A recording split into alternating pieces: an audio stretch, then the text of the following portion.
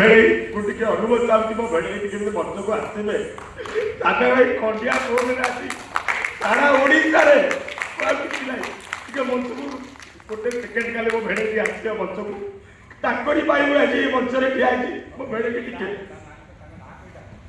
सुशांत ब्रह्म वैद्येश्वर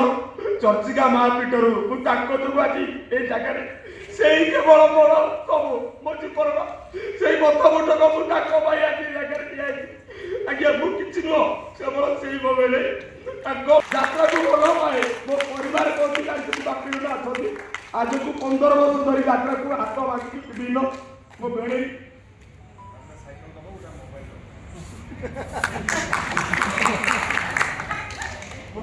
कहबी पवित्र मुझे धन्यवाद देवी डॉक्टर उपेन्द्र सार को जो महानता गोटे बणमली बड़े मरी जाऊँ किंतु मु आजिका ट्रेंडिंग जुगरे जोटा माइकेल मु सदा